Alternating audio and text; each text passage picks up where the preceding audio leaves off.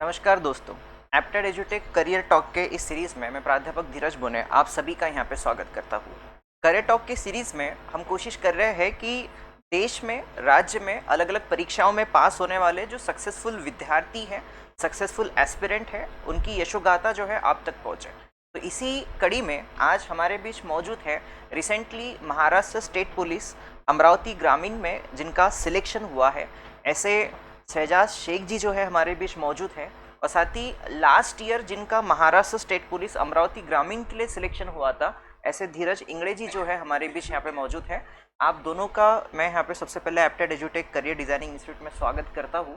बहुत बहुत शुक्रिया आपके आने के लिए। ज़ोरदार तालियों के साथ दोनों का यहाँ पे स्वागत किया जाए यहाँ पे। इसके पहले कि मैं आपके सक्सेस स्टोरी को, आपके संघर्ष को, आपके प्रिपरेशन को शुरू करूँ, धीरज जी, मैं व्यक्तिगत तौर पे सबसे पहले आपसे पूछना चाहूँगा कि ये वर्दी में ऐसी क्या बात है कि लोग इसके लिए 5-5 साल जो है ग्राउंड्स में जाके प्रैक्टिस करते हैं, 5-5 साल जो है राइटिंग की प्रैक्टिस करते हैं, और क्या फ़र्क महसूस होता है एक सिविल ड्रेस में घूमने में और वर्दी पहन के घूमने में? वर्दी ये पैसे से नहीं, ये मेहनत से खरीदी जाती है। इसको कितने रातों ऐसे मतलब रात को जागने के बाद और सुबह कितने ऐसे ख़राब करना, सुबह उठ के ग्राउंड फिजिकल ये वाले, बाकी अपना वकील हो गया, ये वकील डॉक्टर, ये अगर समाज में गए भी तो इनको ऐसी अलग पहचान नहीं मिलती। लेकिन वर्दी पे गया तो 4 लोग उसको पहचानते हैं, बच्चे को भी पहचान है ये पुलिस अंकल है करके। Correct correct correct. ये वाला, ये वर्दी में, ये वर्दी की नीचे ताकत है। ठीक है शहजाद जी, आपको कैसे, क्या आप मोटिवेट हुए मतलब पुलिस बनने के लिए? क्या आपको प्रभावित करता है? वर्दी प्रभावित करती है, पावर प्रभावित करती है, या फिर आप सिंघम या सिंबा मूवी देख के प्रभावित हुए? ऐसा कुछ सीन नहीं है। सबसे पहले तो पुलिस डिपार्टमेंट में आना यही सबसे बड़ी मेरे लिए कामयाबी मेरे को महसूस होता है, क्योंकि एक्चुअली मेरा जो रुझान है फ़िलहाल तो पहले पुलिस का नहीं था। मैं एमपीएससी करता था और बहुत स्ट्रगल किया उसमें, मगर सक्सेस नहीं मिला। मगर वक्त और हालात को देखते हुए ज़रूरत के हिसाब से मुझे ऐसा लगा कि नौकरी पाना बेहद ज़रूरी है, क्योंकि घर की फाइनेंशियल प्रॉब्लम थोड़ी वीक थी, जिसके कारण सभी मतलब ऐसा जो माहौल क्रिएट होता है पुलिस भर्ती को लेकर, बच्चे लगते हैं, फिर वो वर्दी देखकर मैं भी मतलब ऐसा अट्रैक्ट हुआ उसकी तरफ कि बाकी चीज़ों में भी स्ट्रगल है, पुलिस भर्ती में भी स्ट्रगल है, हर चीज़ में स्ट्रगल है, मगर इसका जो बच्चे स्टेटस वगैरह रखते हैं और फिर उनका जो रुतबा और वो जश्न लगने का अजब भी लगा मुझे कि मतलब कुछ तो ख़ास चीज़ है इसमें। यानी जैसे कि धीरज ने बताया कि बाकी लोगों को अगर आप मार्केट में देखना चाहो तो उनकी पहचान नहीं कर सकते कि कौन वकील है, कौन डॉक्टर है, कौन इंजीनियर है, मगर वर्दी वाला कैंडिडेट दूर से भी नज़र आ जाएगा कि ये पुलिस डिपार्टमेंट का आदमी है, इससे थोड़ा बच के रहो। और रहा सवाल, जैसे कि धीरज ने बताया कि छोटे बच्चे को ना समझ बच्चा जिसे नहीं पता वकील क्या होता है, इंजीनियर क्या होता है, डॉक्टर क्या होता है, लेकिन उसे इस चीज़ का एहसास हो जाता है कि ये बंदा पुलिस में है, क्योंकि वो वर्दी उसको अट्रैक्ट कर लेती है कि पुलिस अंकल है। तो ये तो खैर, मगर रहा सवाल मुझे मेरा पुलिस बनने का, तो पुलिस खाते में आने का मेरा मकसद यही है कि जो हमारे समाज में लोग मतलब जैसे कि गुनहगारी हो गया या लोगों में जो तकलीफ़ होती है, तो एक मतलब ज़िम्मेदार व्यक्ति के तौर पे एक पुलिस को ज़िम्मेदार दी जाती है कि वो नागरिकों की सुरक्षा करे। तो हम आए दिन देखते हैं कि कुछ ना कुछ होते रहता है। तो कुछ पुलिस डिपार्टमेंट में भी ऐसे व्यक्ति हैं जो नागरिकों से सही तरीके से बात नहीं करते, उनके साथ गलत बिहेवियर करते हैं। तो क्यों ना हम इस डिपार्टमेंट की जो छवि है ख़राब हो चुकी है, उसको सही बनाने के लिए कुछ ऐसे बंदे भी चाहिए इस डिपार्टमेंट में, ताकि पुलिस का नाम बदनाम ना हो। एक्चुअली पुलिस डिपार्टमेंट को बहुत बदनाम कर चुके हैं लोग, क्योंकि पुलिसों की हरकतें भी वैसी होती है। तो मेरा है कि कुछ ईमानदार लोग भी होने चाहिए, क्योंकि नहीं बाकी के बेईमान है ये नहीं बोल रहा हूँ मैं, मगर एक है कि छवि बन चुकी है, मैं तेरे को नहीं बोल रहा, मगर रियलिटी तो यही है कि पुलिस डिपार्टमेंट में थोड़ा तो अच्छे लोग भी होना चाहिए हाँ अच्छे लोग तो हैं, मगर जनता की सेवा के लिए हमें ये वर्दी दी जा रही है करेक्ट करेक्ट एक्चुअली। हाँ देख, करेक्ट करेक्ट करेक्ट। हाँ अगर आपको कोई दिख रहा है कि वो पहाड़ पे चढ़ना गलत है और फिर भी वो व्यक्ति सेल्फी लेने के लिए वहाँ जा रहा है, तो आपकी जिम्मेदारी है उनको रोकने की। हाँ मगर उससे बात करने का थोड़ा तरीका भी अच्छा होना चाहिए, ताकि उसको लगे कि नहीं, ये पुलिस वाला मेरे लिए यहाँ पे खड़ा है। करेक्ट करेक्ट करेक्ट जी।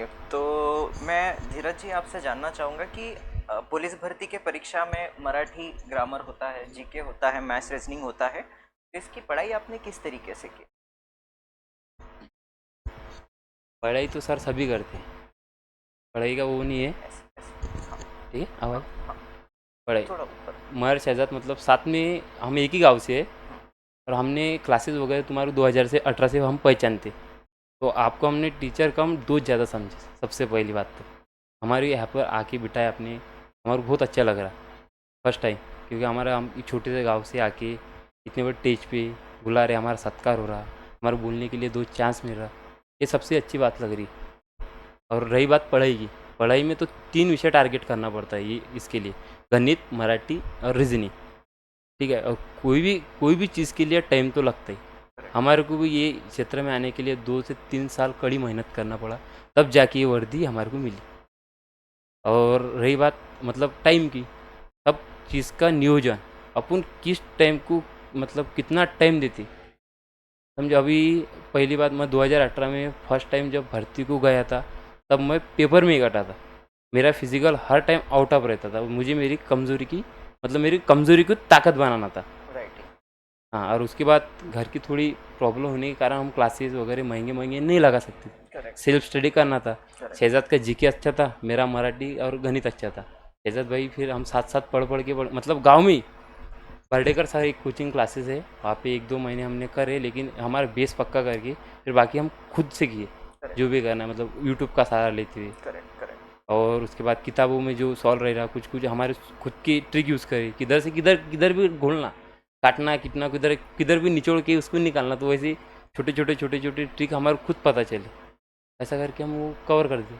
Correct correct. हाँ। तो ऐसे इस तरीके से धीरज जी आपने प्रिपरेशन किया। शहजाद जी आप बताइए कि फिजिकल की ट्रेनिंग काफ़ी मुश्किल होती है और बहुत परिश्रम करना पड़ता है, तो इसकी आपने किस तरीके से तैयारी की?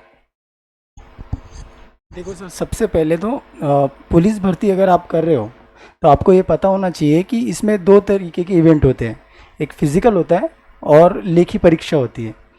आप अगर फिज़िकल कर रहे हो, पूरा 100% दे रहे हो अपना, और आप पढ़ाई में पूरे ज़ीरो, तो आपके लिए ये फील्ड नहीं है। और या फिर आप पढ़ाई में बहुत स्ट्रांग हो और फिज़िकल में पूरी तरह वीक हो, तब भी आपके लिए ये फील्ड नहीं है। एक्चुअली पुलिस भर्ती का जो है, इसमें दोनों इवेंट पे आपका हाथ बराबर होना चाहिए। यानी आप 50 मार्क्स का फिज़िकल होता है और 100 मार्क्स का पेपर होता है। आप 50 में से एवरेज 40-42 मार्क्स लेने की कोशिश करनी चाहिए हर बच्चे को, ताकि उसको क्वालिफाई होने का डर ना रहे। मैं अभी जो भर्ती हुई है रिसेंटली, हमारे दोस्त लोग पढ़ाई में बहुत टॉपर लोग 36-34 फिजिकल मार्क के, उनको पेपर देने के लिए चांस नहीं मिला। क्वालिफाई लिस्ट जो है 38, किसी की 40 पे लग गई। तो कहने का मतलब यही है मेरा कि केवल फिजिकल पे ध्यान देके या केवल पढ़ाई पे ध्यान देके आपका सिलेक्शन नहीं है। आपको इक्वल रहना चाहिए, ताकि आपको फिर इतनी कड़ी मेहनत करने के बाद भी पेपर देने का अगर मौका नहीं मिल रहा, तो किस चीज़ की मेहनत, फिर वो पढ़ाई करके व्यर्थ है। करेक्ट। क्योंकि सर मेरे साथ हो चुका है, पिछली बार मुंबई में मैंने 36 का फिजिकल मारा था और कट ऑफ 40 पे गया था।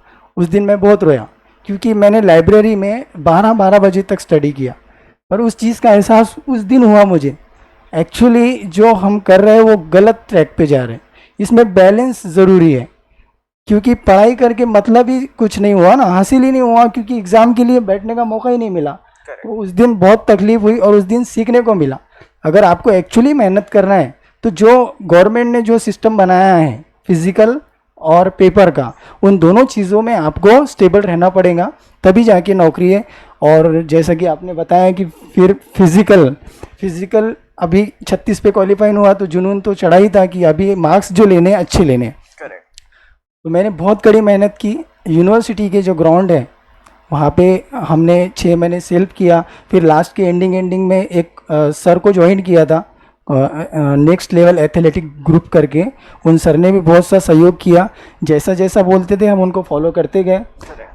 हफ्ते भर में हमारे इवेंट होते थे, कभी 1600 का इवेंट होता था, कभी 100 मीटर की प्रैक्टिस होती थी, कभी गोले की प्रैक्टिस होती थी, और फिर हफ्ते में एक दिन ऐसा होता था हमें हिल पे जाना पड़ता था। तो वो जो बोलते थे वो किया हमने। बहुत तकलीफ होती थी, रोना भी आता था, मगर जब अपना अपना अपना आँखों में अपना सपना होता है तो इन सारी चीज़ों को इग्नोर मार के आगे बढ़ना पड़ता है। और वो मैंने किया और 41 फिजिकल मारा, यानी पिछली बार से 5 मार्क्स से मेरी लीड थी। तो अभी ये तो कॉन्फिडेंस आ गया था मुझे कि मैं किसी भी ज़िले में रहो, फॉर्म मेरा मैटर नहीं करता, किसी भी कास्ट का रहो मैटर नहीं करता, क्योंकि मैंने मार्क्स ही इतने अच्छे ले लिया था कि आधी लड़ाई में वहीं जीत गया था। और उसके बाद पेपर तो माशाल्लाह था ही अच्छा। कमज़ोरी तो यही थी, तो कमज़ोरी को मैंने ताकत बनाया। और फिर जब मुझे पेपर देने का मौका मिला तो छा गया। फिर इतना अच्छा स्कोर बना कि मैं मेरे कास्ट में 3rd रैंक पर हूँ। वाह वाह, बढ़िया। धीरज जी, आपको ट्रेनिंग लेते हुए ज्वाइन होके 1 साल के करीब हो गया है, तो आपका कैसा अनुभव रहा? मतलब परीक्षा की प्रिपरेशन का सफ़र तो शहजाद जी ने काफ़ी अच्छे तरीके से बताया। एक्चुअली पुलिस बनने के बाद हमें क्या क्या करना होता है, क्या उनकी जिम्मेदारियां होती है, क्या उनका रूटीन होता है? पुलिस बनने के बाद सामान्य जनता के लिए अपना पूरा योगदान देना पड़ता है। लोगों के लिए मतलब पूरा अपना जितना भी करते होता, जितना अच्छा काम होता उतना करना ही पड़ता। लगी बात, अपना घर से दूर रह के, फैमिली से दूर रह के, एनी टाइम कहीं भी कभी भी कुछ भी प्रॉब्लम आता सबसे पहले पुलिस आता है। हम जो छोटी मोटी प्रॉब्लम भी रहे तो पुलिस आता है। तो पुलिस के लिए आज के लोगों ने इतना मतलब ख़राब सोच रखी है पुलिस के बारे में। कुछ भी बड़े बड़े काम हुए ना तो लोगों को छोड़ देते, लेकिन जो अभी दंगे होते ये होते, लेकिन हमारे कर्मचारी सबसे ज़्यादा मारे जाते हैं। मतलब पत्थर बेग हुए कुछ हुए, लेकिन लोगों को ये समझ में नहीं आता कि इनके लिए हम एनी टाइम तत्पर रहते। अगर इन्होंने हमारे को सपोर्ट किया तो हम उनको क्यों तकलीफ देते। 1 साल में हमें एक्सपीरियंस कभी हमारे को घर से बाहर रहता है, टाइम का बेटाइम खाना मिलता, 24 घंटे खड़े रहना पड़ता। ये किनके लिए? हमारी फैमिली छोड़ के हम इनको हमारी फैमिली समझते। उनकी सुरक्षा के लिए हम एनी टाइम तत्पर रहते। केवल 1 साल के एक्सपीरियंस थे, हमारे सीनियर अधिकारी हो गए, हमारे को खुद सपोर्ट करते, वो भी हमारे साथ खड़े रहते, 2-2 3-3 24 घंटे हमारे लिए अलर्ट करते कि किसी को परेशानी ना होनी चाहिए अपने वजह से। यानी कि वो उनके फैमिली वगैरह ऐसे हॉल वगैरह कभी कभी नीचे सोना पड़ता, कभी सोने को नहीं मिलता, ऐसे हाल होते। लोगों को लगता है ये पुलिस है, इनकी मजा है, ऐसा लगे। लोगों ने पूरा निगेटिव सोच के रखा हमारे बारे में, लेकिन वैसा कुछ नहीं। जो करता ना उसको भी पता चलता है कि क्या चीज़ है। करेक्ट। तो आपको क्या लगता है कि छवि कैसे सुधारी जा सकती है? अभी तो हम प्रयत्न कर रहे हैं, एनी टाइम सतर्क रहते, तभी भी सुधर नहीं तो हम क्या करें बात। अब जैसा चल रहा वैसे चलन दे रहे। अच्छा शहजाद जी, आपने काफ़ी कहा था कि मैं छवि बदलना चाहता हूँ, तो आप कैसे छवि बदलेंगे पुलिसों के प्रति? फ़िलहाल तो सर अभी मेरा ट्रेनिंग नहीं हुआ है, तो नहीं है, मतलब वो है बदलने का तो है। समाज को जो किताबें हमने पढ़ी है, जो समाज सुधारकों को हमने पढ़ा है, अंबेडकर हो गया, महात्मा फुले हो गया, आगरकर हो गया, भगत सिंह हो गया, इन अच्छे अच्छे लोगों के विचार हमारे मन में हैं। तो हम किसी भी क्षेत्र में जाओ, पुलिस हो, इंजीनियर हो, वकील हो, मैटर नहीं करता, आप किसी भी क्षेत्र में जाओ, आप समाज को बदलने की ही बात करोगे, क्योंकि तुम्हारे जहन में जो विचार है वो विचारों को तुम लेकर आगे चल रहे हो। तो डिपार्टमेंट मैटर नहीं करता, हर कोई अपने अपने कर्तव्य को करने के लिए ही अपनी जिम्मेदारी लेता है, फिर वो वकील हो या डॉक्टर हो या एक टीचर हो। तो आपकी सोच मैटर करती है, वो कैसी है। तो सोच के हिसाब से आप जाओ, जिस भी डिपार्टमेंट में जाओगे, खुद की तो तरक्की होगी, समाज की भी तरक्की होगी। करेक्ट। अभी आप पुलिस बन गए हैं, जैसे अभी धीरज जी ने बताया कि काफ़ी हेक्टिक शेड्यूल होता है, खुद को रिलैक्स रखने के लिए क्या एक हॉबी वगैरह है? आपको क्या करना पसंद है आप दोनों को? मेरी तो एक ही हॉबी है सर, क्रिकेट बहुत पसंद है। और रहा सवाल रिलैक्स का, जब आपके सामने सपना होता है ना सर, तो रिलैक्स वाला शब्द गायब हो जाता है। क्योंकि मैं पिछले साल बता रहा हूँ, सच्चे बता रहा हूँ कि मैं रोया हूँ। एक मार्क्स से कटने का जो फीलिंग होता है, वो मुझसे बेहतर कोई नहीं जान सकता। क्योंकि पूरा गांव, जितने भी पहचान के लोग हैं सब लोग मुझसे उम्मीद लगाए बैठे थे कि ये इस साल लगेगा, मगर उस वक्त मैंने खुद को भी धोखा दे दिया और उनको भी धोखा दे दिया। वेटिंग में पहला वेटिंग आया तो उस दिन बहुत दुख हुआ, सब अफसोस जताने लगे, पर मैंने फिर ठाना कि नहीं कुछ तो करना है, तो फिर और कड़ी मेहनत किया, फिजिकल जैसा कि मैंने बताया, पेपर, और फिर बाद में अभी देखो मेरा अमरावती ग्रामीण पुलिस और अमरावती एसआरपीएफ गट 9 दोनों जगह सिलेक्शन हो गया है। तो मेहनत करने वालों को फल मिलता है। और रिलैक्स की बात जो है, जिनकी आंखों में सपना होता है वो रिलैक्स के बारे में नहीं सोचते। मुझे तो ऐसा लगता है अगर आप अपने शरीर को देखोगे, खुद को आराम देने की कोशिश करोगे तो फिर आप लगोगे ज़रूर, मगर बहुत वक्त हो जाएगा, आपके साथ वाले लग जाएंगे, मगर आप आराम ही करते रहोगे। रियलिटी बता रहा हूँ, क्योंकि जो अपने आंखों में सपना होता है वो सोने नहीं देता। कई बार मुझे नींद नहीं आई, लिस्ट लगने से पहले 8 दिन तक तड़पाया इन लोगों ने लिस्ट लगाने के लिए। मेरा खाना पीना सब मतलब बस जहन में वही बैठे रहता था घर पे, मगर जहन कहीं और रहता था। दोस्तों से बात करता था मगर जहन कहीं और रहता था, बस लिस्ट का रास्ता देखते थे। और जिस दिन लिस्ट आया उस दिन पूरा गांव जश्न में डूबा हुआ था। फिर वो खुशी का माहौल और वो देखकर मतलब मेरी पढ़ाई का मुझे फल मिल गया, ऐसा लगता है। करेक्ट। धीरज जी, आपको क्या पसंद है, मतलब आप क्या करते हैं, कैसे, क्या हॉबी है आपकी? वैसा तो सर टाइम तो मिलता ही नहीं, देखे जाए तो वैसा खाते में आने के बाद टाइम तो मिलता है। अगर टाइम मिल भी गया, जिम वगैरह घूमना वगैरह चालू रहता है हमारा। हाँ, वैसा अभी तो थोड़ा ये बंदोबस्त वगैरह बिजी शेड्यूल रहता ना हमेशा, तो खाली टाइम तो मतलब खाते में आने के बाद फैमिली से ज़्यादा हमारे को मतलब ये परिवार है हमारा, समाज हमारा परिवार है, करेक्ट हम सबको लेके चलते। करेक्ट तब ये हमारा घर अलग, ये घर अलग, हमारा पूरा भारत एक घर है। करेक्ट। पुलिस खाते में आने के बाद वहाँ पे कोई जात धर्म कोई नहीं देखे जाता, वहाँ पे एक ही आदमी है। पुलिस बोले तो एक उसका कर्तव्य वो है मानवता, उसके अटल ये है। बाकी डिसिप्लिन के बात में पुलिस खाता सबसे बेस्ट है। दाढ़ी हो गया, बूट पॉलिश हो गया, नाखून हो गया, ये छोटे छोटे बातें पे कठिन हो गया, बहुत बारीक रिस्क देना पड़ता उस पर। अगर नहीं तो कुछ अधिकारी को टोकती है, अधिकारी को हमारे को टोकती है, हम एक में को टोकना ही पड़ता, उसके सिवाय जमता ही नहीं है डिसिप्लिन के बात में। Correct correct. हाँ, रही बात हॉबी की तो टाइम की वजह से हम कुछ बता ही नहीं सकते। कुछ नहीं बता सकते। हाँ, साप्ताहिक मिलते, साप्ताहिक में भी कभी एक आधे इमरजेंसी कॉल आ गया, दंगा हुआ, तो हमें को जाना ही पड़ता, ऐसी बात। अंत में मेरा प्रश्न ये है कि आप भविष्य में और जैसे प्रमोट होंगे, आपका एक्सपीरियंस बढ़ेगा, क्या आपने क्या एक आदर्श पुलिस ऑफिसर बनना चाहेंगे, सिंघम बनना चाहेंगे, सिम्हा बनना चाहेंगे, या फिर आप धीरज इंगड़े ही बन के सारे पब्लिक लॉ एंड ऑर्डर को मेंटेन करना चाहेंगे? सबसे पहले तो सर हमारा ना सिंघम बनना है ना कुछ करना है, वो रियल लाइफ अलग है और ये पिक्चर में बता तो कुछ और है। इससे कुछ जीवन वास्तविक से कोई संबंध नहीं। पहली बात तो वो एक पुलिस वाला 10 जनों को मारता है, ये कुछ फेंका बाकी है। टाइम आने के बाद 10 पुलिस वालों को दौड़ना ही पड़ता है, क्योंकि एक साथ अगर पत्थर आए तो क्या करेंगे, उतनी पावर नहीं है ना, ये सिर्फ दिखावे के लिए। लेकिन उतना है रिस्पेक्ट लोग करते, करेक्ट क्योंकि लोगों को पता है कि ये भी हमारे लिए कुछ ना कुछ करते हैं। लेकिन कुछ बाकी जो ड्रिंक वगैरह करके ज़्यादा ही तमाशा करते। एक तो हमारे जितना उतना कर्तव्य के लिए हम 100% देंगे, करेक्ट। बस। बाकी कुछ नहीं है, ना सिंघम बनना है ना कुछ करना है हमारे को। हम जैसे एक साधारण हम ना साधारण इंसान है, सिर्फ तुम्हारे जैसे हम वर्दी पहने, इसका मतलब ये नहीं कि कवच पहने। करेक्ट लोगों की सुरक्षा के लिए हम है, और हमारे वजह से वो है, उनकी वजह से हम है, करेक्ट। एक में एक से ऐसे जुड़ी हुई है। चलेगा। इसके बाद यहाँ बैठे हुए कुछ विद्यार्थी हैं, उनसे निवेदन करूँगा, धीरज जी से, शहजाद जी से कुछ प्रश्न है तो वो पूछ सकते हैं।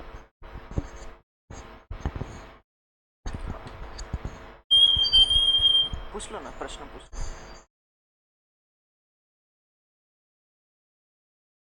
वो लेके चल जाओ आप उनके पास। हाँ, अक्सर ने बोला चलेंगे, वो ले लेते हैं।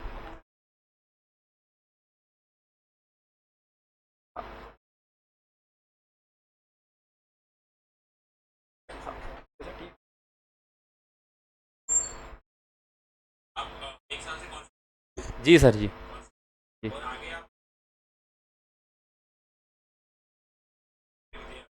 जी सर, जी सर।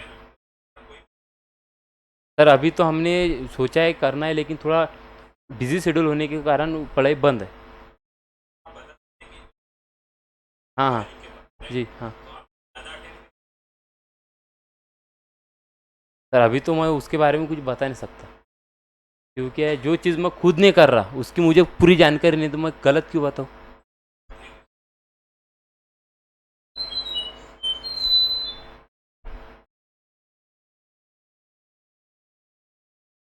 आप ले लो।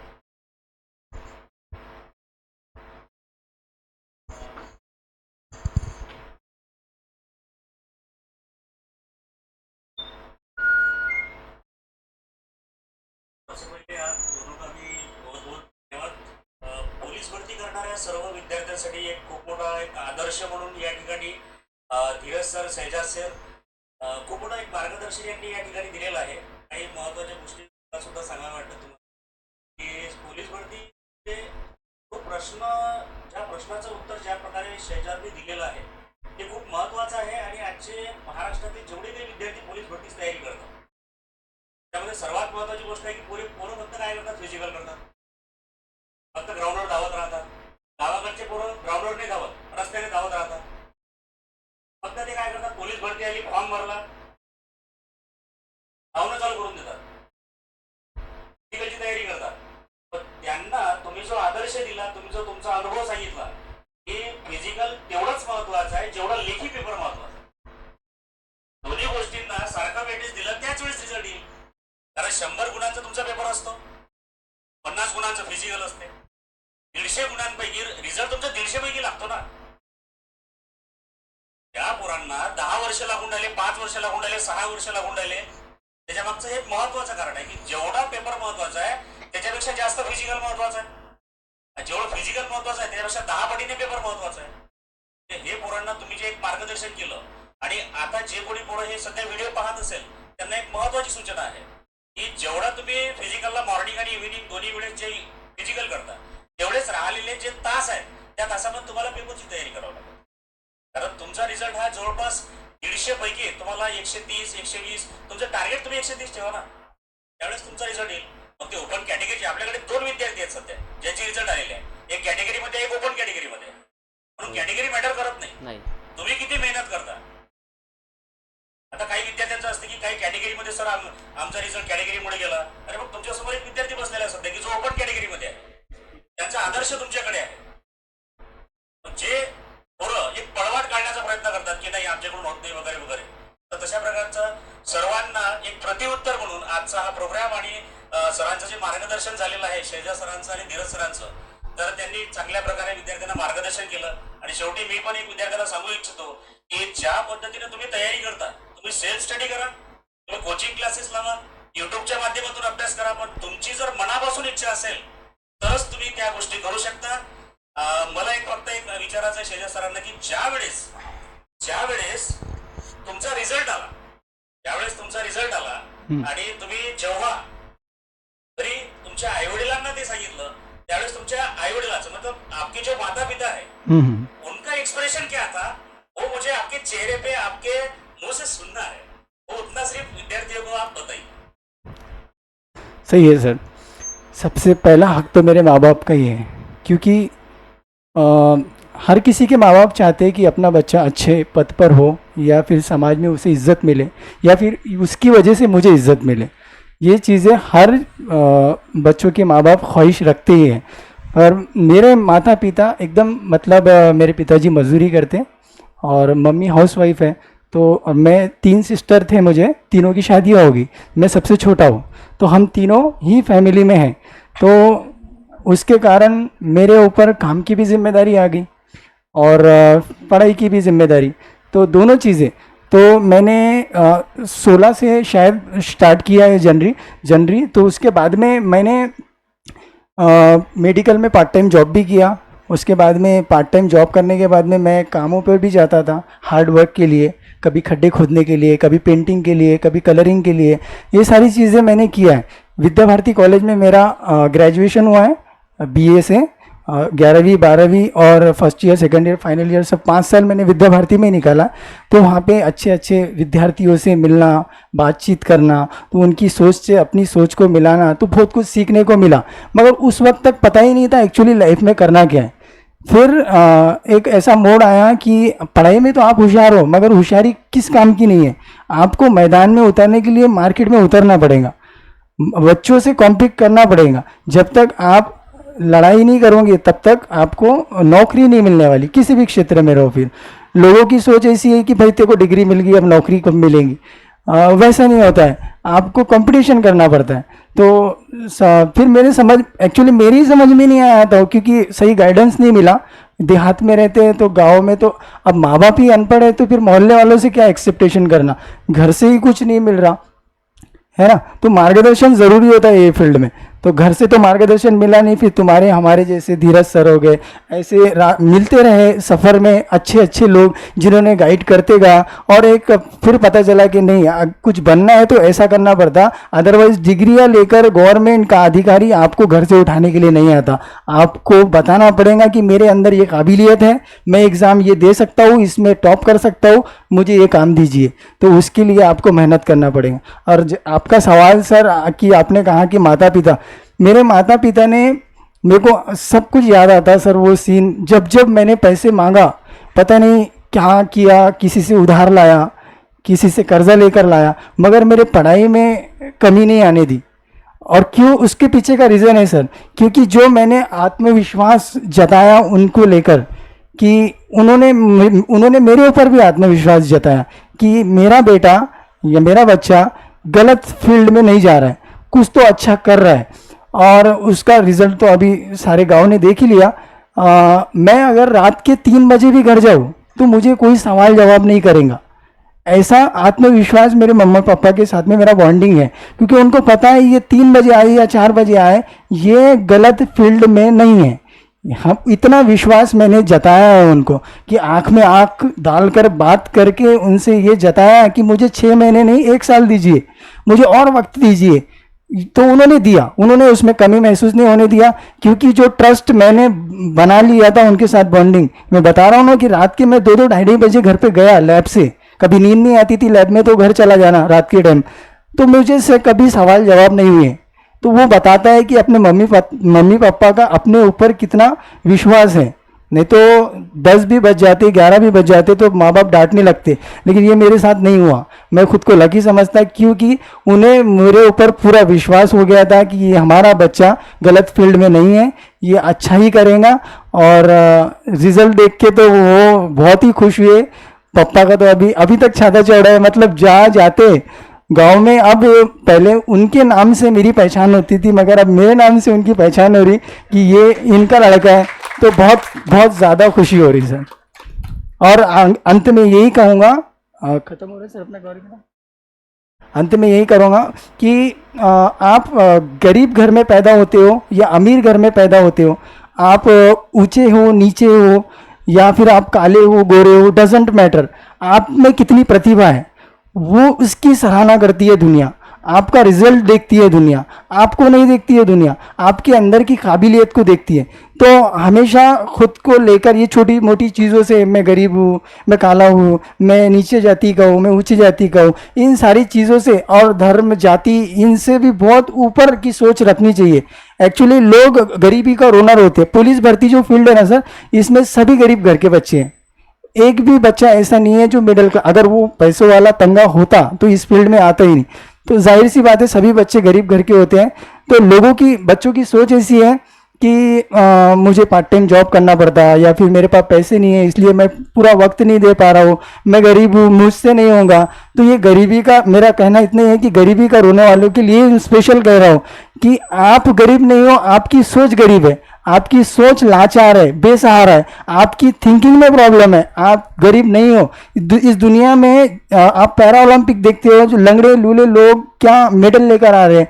अरे अल्लाह ताला ने तो तुझे सही सलामत बनाया है, तुझे पूरे हाथ दिए, पैर दिए, सोचने के लिए दिमाग दिया है, उसके बाद कहाँ से तू गरीब हो गया? तेरी सोच तूने गरीबी बना लिया और लोगों को तू बता बता के खुद को गरीब तूने बना लिया है कि मैं गरीब हूँ, मैं गरीब हूँ। तूने इतनी दफ़ा बोल चुका है कि तू गरीब ना होते हुए भी खुद को गरीब महसूस करने लगा है। तो मेरा ये कहना है कि गरीबी का रोना ना रोते हुए, हाँ होता है प्रॉब्लम हर किसी को, मुझे भी हुआ कि मुझे भी कभी कभी ऐसा लगा कि मेरे मम्मी पापा तो मुझे सपोर्ट कर रहे हैं, मगर मेरा मन करता था कि मैं उनके लिए कुछ कमा के लाऊं। मगर ये सारी चीज़ें मैं बोला नहीं, अभी इतनी तो है मेरे माँ बाप में गट्स कि वो मुझे 1 साल और पाल सकते, अगर मैं लग गया तो सारी ज़िंदगी उनको घर पे बैठ के खिलाऊंगा।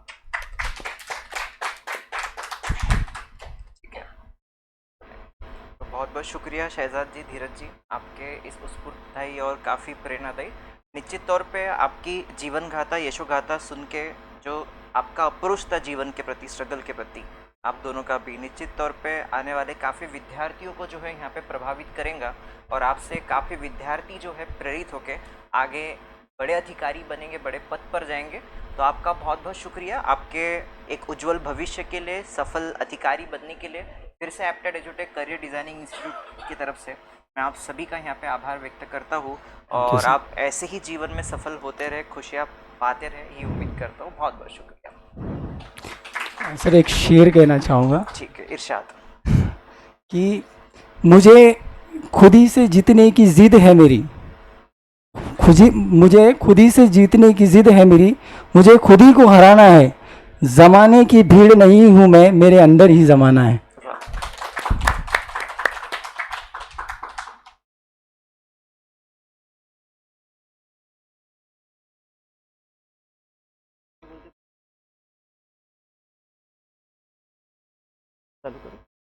एप्टेड एजुटेक करियर डिज़ाइनिंग इंस्टीट्यूट के संचालक चेयरमैन श्री कृष्ण टोंगसे सर से निवेदन करूंगा कि रिसेंटली महाराष्ट्र स्टेट पुलिस में ग्रामीण अमरावती शहर में जिनका चुनाव हुआ है, ऐसे शहजादी शेख धीरज जी इंगड़े, इनका स्वागत सत्कार सम्मान करें। आइए सर।